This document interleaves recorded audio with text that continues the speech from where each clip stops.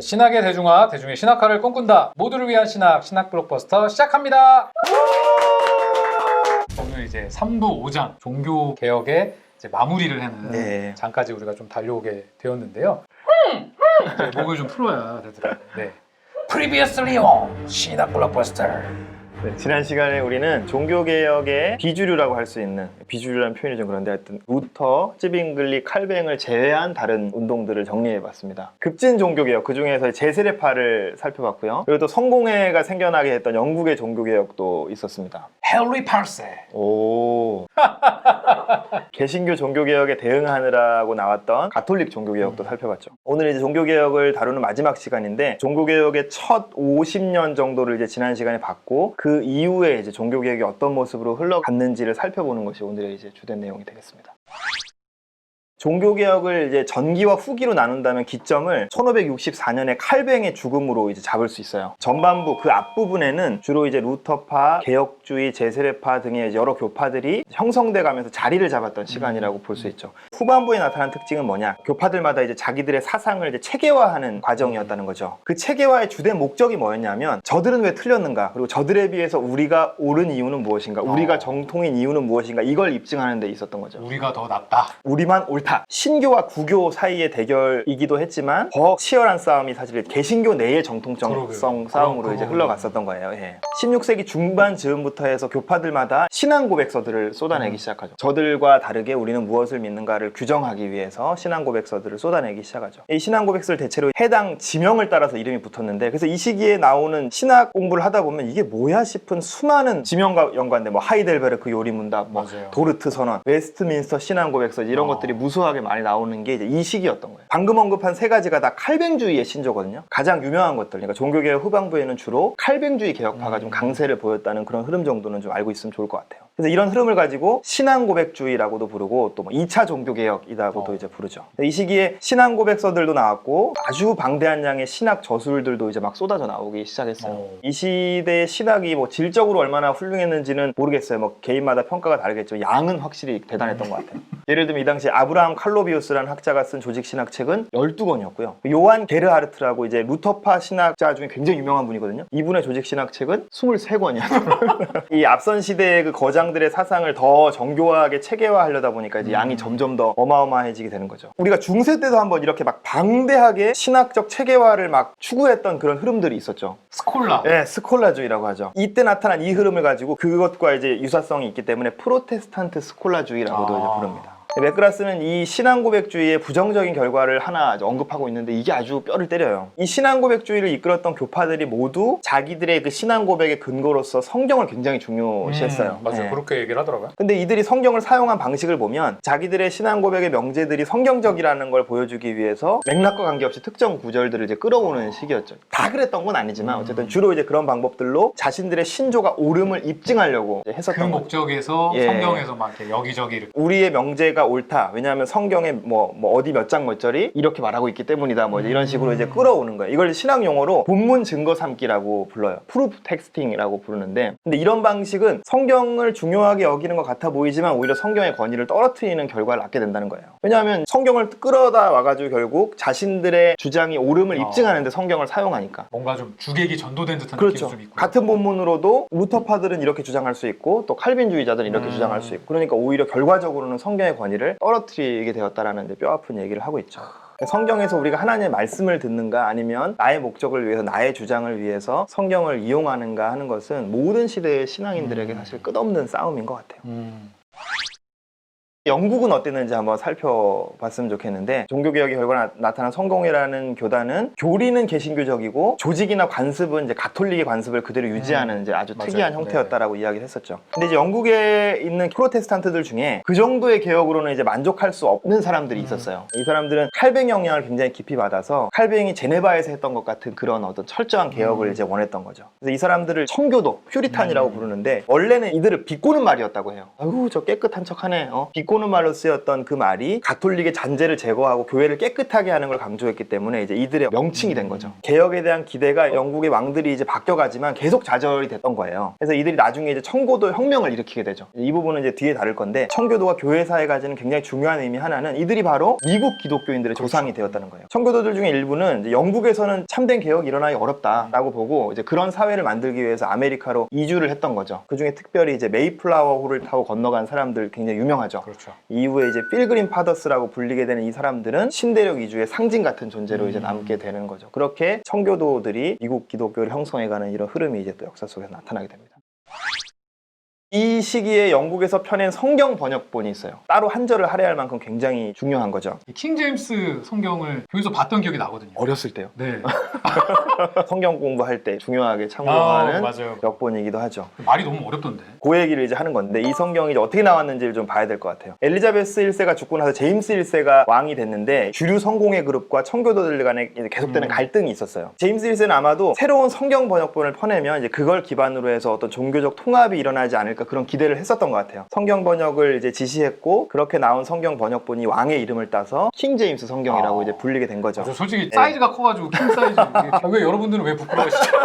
근데 이 성경이 사실 그 갈등을 봉합하는데 기여하지 못했고 오히려 갈등을 키웠다고 해요. 왜냐하면 이제 단어 선택이 굉장히 보수적이었고 신학적으로 친가톨릭적인 번역이 많았기 때문에 청교도들의 불만이 아주 컸던 거죠. 재밌는 건 뭐냐면 킹제임스 성경은 다른 데 기여를 했는데 그게 뭐냐면 영어의 발달을 촉진했다는 거예요. 왜냐하면 이제 킹제임스 성경이 아까 어렵다고 얘기하셨는데 왜 어렵냐면 히브리어, 헬라어 원문을 문자적으로 굉장히 중시했기 때문에 의역을 하지 않고 원문에 있는 단어를 1:1 대응되는 영어 단어를 가급적 직역으로 써가면서 번역하는 방식을 썼다고 해요. 비유하자면 구글 번역 돌린 것 같은 그런 이제 번역이 되었을 수 있어요. 딱 그렇진 않았겠지만 보통은 잘 쓰지 않는 새로운 표현이 이제 생겨나게 된 거죠. 이제 사람들이 성경에서 그 표현을 계속 접하다 보니까 적응이 되고 그게 멋스럽게 느껴지기도 하고 해서 이제 이 표현들이 영어의 자리를 이제 잡게 된 거죠. 결과적으로 영어의 어휘들을 아주 풍부하게 만들어주는 역할을 이제 하게 됐다는 거죠. 영어와 영문학에 끼친 이런 영향 때문에 킹 제임스 성경을 영국 교회가 이룩한 가장 중대한 업적 중에 하나로 이제 보기도 하는 거죠. 얻어 걸린 기분이 좀 나는 것 같고. 재밌는 게 뭐냐면 루터의 책들이 독일어에 대해서, 그리고 칼뱅의 기독교 강요가 프랑스어에 대해서도 이런 비슷한 기여를 했다는 이제 평가를 받고 있어요. 종교개혁 당시 독일어와 불어는 라틴어에 비해서 어휘 발달이 더디고 그래서 신학 개념을 정확하고 섬세하게 표현할 수 없었다고 해요. 그거는 뭐 언어 사이에 우위가 있는 것이 아니라 당연할 수밖에 없는 게 중세 내내 학문의 언어는 라틴어였어요. 라틴어는 그런 부분이 발달해가지만 독일어나 불어는 그러기가 어려웠던 거죠. 그래서 이제 루터가 독일어로, 칼뱅이 불어로 책을 쓸 때 기존 단어에 새로운 의미를 부여하거나 또는 이제 새로운 표현을 만들어내서 쓸 수밖에 없었던 거죠. 그게 결과적으로 독일어와 불어의 어휘 발달에 굉장히 큰 기여를 하게 됐다고 해요. 여기서 볼 수 있는 것처럼 종교개혁의 부수적인 결과 중에 하나가 뭐였냐면 개혁이 일어난 지역의 언어를 발달시키게 됐다는 거죠. 굉장히 흥미로운 지점이죠. 재밌더라고요. 예.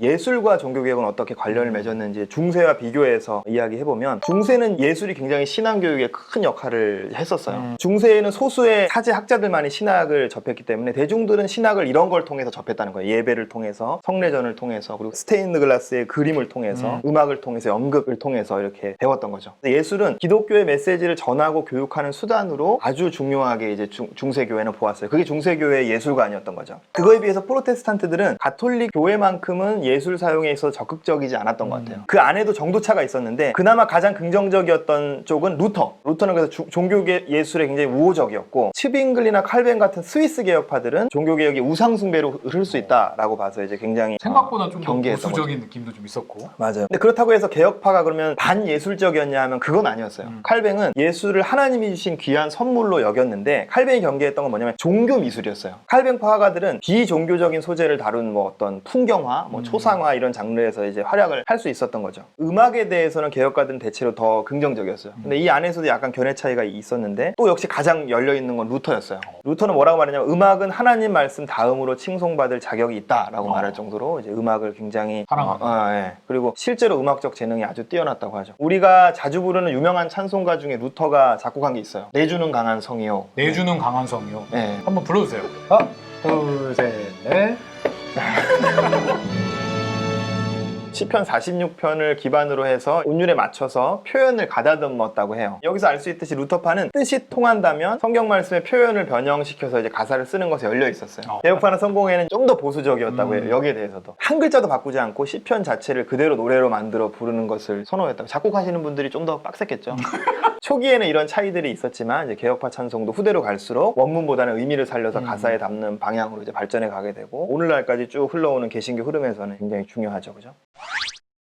다음은 이제 종교개혁 시대의 기독교와 과학의 관계인데요. 이거는 이제 맥그라스의 전문 영역이에요. 되게 더 힘을 준 것 같기도 하고. 그렇죠. 말도 많고 막 신나게 느껴지죠. 17세기 말이 되면 과학혁명이라고 부르는 어떤 과학의 폭발적인 발전이 일어나는데 16세기부터 이어져 온 이제 흐름이었다는 거죠. 최초의 논쟁은 천문학에서 시작되죠. 우리가 잘 아는 대로 중세까지는 천동설이 정설이었잖아요. 근데 이제 16세기에 코페르니쿠스, 태양을 중심으로 지구가 돌고 있다는 지동설을 이제 내놓으면서 천동설이 위협받기 시작하죠. 17세기에 가면 그 유명한 갈릴레이가 지동설로 또 이제 가톨릭 교회와 갈등을 빚게 돼요. 근데 이제 문제는 뭐였냐면 교회가 성경을 천동설로 읽는 것을 규범으로 삼았다는 거예요. 그걸 절대시했다는 거예요. 사실 성경은 하나님의 말씀이지만 다양한 장르의 글들의 모음이잖아요. 당시 교회는 모든 본문을 이제 장르 불문하고 문자 그대로 받아들이려는 이제 문자주의적 해석에 갇혀 있었던 거죠. 예를 들면 시편 93편에 이런 말씀이 있어요. 하나님이 세계를 세우셨으니 세계가 견고히 서서 흔들리지 아니하는도다. 여기 봐라. 성경이 세계가 흔들리지 않는다고 하지 않냐?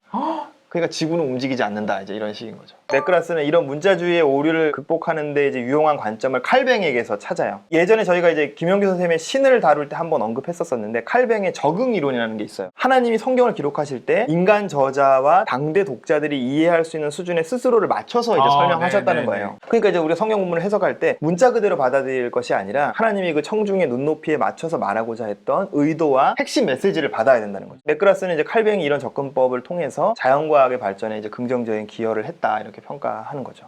교회가 그 갈릴레오를 탄압한 이야기 같은 것들이 너무 유명해서 역사를 생각할 때 과학과 기독교의 갈등만 좀 부각되는 면이 있어요. 이때 뭔가 등을 확 돌린 것 같은. 맥그라스는 뭘 강조하냐면 기독교가 과학 발달에 기여한 점도 굉장히 크다는 거예요. 기독교는 뭘 믿는 거냐면 하나님이 세상을 질서 있게 만드셨고 인간도 질서 있게 만드셨기 때문에 서로 호응하여서 인간의 이성은 자연 법칙을 이해할 수 있다고 본 거예요. 자연 법칙이 오늘 다르고 내일 다르고 이렇다면 예측할 수가 없으니까 연구가 아예 불가능하겠죠. 기독교 신앙은 하나님이 합리적이기 때문에 하나님이 만드신 자연도 또 인간도 모두 합리적이라는 믿음을 가질 수 있게 해주었다는 거죠. 그게 바로 인간이 자연을 연구할 수 있는 근거가 이제 되었다는 거죠. 교회가 과학 발전에 걸림돌로 작용했던 면이 있어요. 그걸 없다고 얘기할 수는 없고 그게 있다는 건 분명히 인정해야 되지만 애초에 과학이 발전할 수 있었던 것은 기독교가 제공해 주었던 이런 믿음 때문이라는 것도 함께 기억하는 것이 공정하다라는 것이 이제 맥그라스의 이야기죠.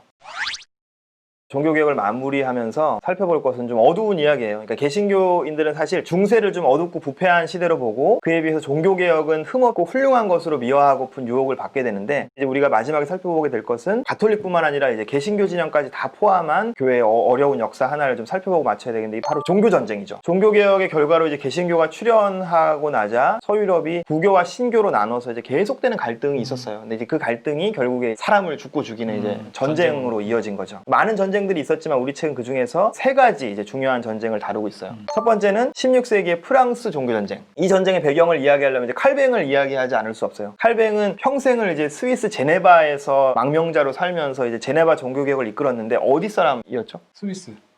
프랑스 사람이에요.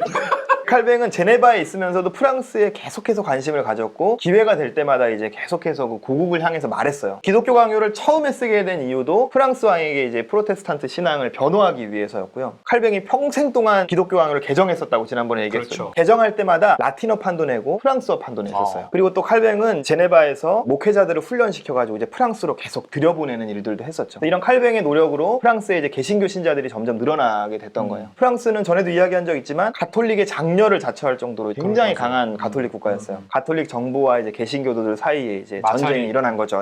프랑스의 개신교도들을 위그노라고 부르기 때문에 이 전쟁을 위그노 전쟁이라고도 해요. 근데 전쟁이라고는 했지만 사실 주된 양상은 정부가 위그노들을 탄압한 것이었죠. 유명한 사건이 성 바르톨로메 축일에 일어난 대학살이었는데 이때 이제 10,000명의 개신교 신자가 죽임을 당했다고 해요. 이 전쟁은 36년 동안 계속되다가 낭트칙령으로 이제 종결이 되게 되지만 나중에 왕이 바뀌면 번복되면서 또 탄압하고 이렇게 되는 거예요. 그래서 나중에 이제 위그노들은 탄압을 견디지 못해서 유럽 전역과 이제 아프리카 대륙으로 이제 망명을 하게 되죠. 그 다음은 이제 17세기 잉글랜드 내전이에요. 보통 청교도 혁명이라고 부르는 전쟁이에요. 영국 내의 성공의 세력과 청교도 사이의 이제 싸움이었어요. 프로테스탄트끼리의 전쟁이었던 셈이죠. 이 전쟁에서 이제 청교도가 승리해서 영국 왕 찰스 1세를 처형했어요. 왕의 목을 쳤으니 있으니까 혁명인 거죠. 여기서 이제 맥그라스의 이제 뼈를 때리는 논평이 또 나오는데 책에 있는 표현을 그대로 쓰면 이렇게 말하고 있어요. 개신교는 한 집이지만 집안 식구끼리 서로 갈라져 싸우는 집이었다. 개신교는 그 자신이 종교전쟁의 희생자가 되기도 했지만 개신교 자신이 그 자신을 희생자로 만들기도 했다. 마지막으로 다룰 것은 구교와 신교 사이에 가장 길고 참혹했던 전쟁, 독일의 30년 전쟁이에요. 독일의 내전에서 시작돼서 덴마크, 스페인, 스웨덴, 프랑스 등이 참전하면서 이제 국제전쟁이 되었는데 아주 참혹한 전쟁이었다고 해요. 이 전쟁의 결과로 사실 유럽 전체가 종교에 대한 깊은 회의와 환멸에 이제 빠지게 된 거죠. 종교가 사람을 살리는 것이 돼야 되는데 이제 너무 많은 사람들을 죽이는 것이 되었던 거죠. 그러니까 회의가 올만도 하죠. 이 전쟁 이후에 이제 종교 전쟁들을 반성하면서 종교를 이제 사적 영역에만 제한해야 된다는 주장이 이제 등장하게 되는 거예요. 종교는 광신으로 흐를 위험이 있다. 종교 대신에 이성을 신뢰하자. 이런 흐름이 강하게 일어나죠. 드디어 이성이 나오는군요. 예, 이렇게 신앙의 시대가 가고 이성의 시대가 왔어. 이걸 가르쳐서 계몽주의라고 부르죠. 이 부분이 참 아이러니한 것 같아요. 우리가 종교개혁사의 끝이 이렇게 마무리된다는 거예요. 부패한 중세교에 맞서서 종교개혁이 일어나면서 세상을 새로운 신앙의 시대로 인도할 줄 알았는데 결과적으로 전혀 다른 시대가 열린 거예요. 막 환멸이 네, 종교에 대한 환멸 속에서 세속주의가 주도하는 시대가 이제 열리게 된 거죠. 이 새로운 시대를 우리는 근대라고 부르죠. 다음 시간부터 우리가 근대의 교회사를 이제 함께 살펴보도록 하겠습니다.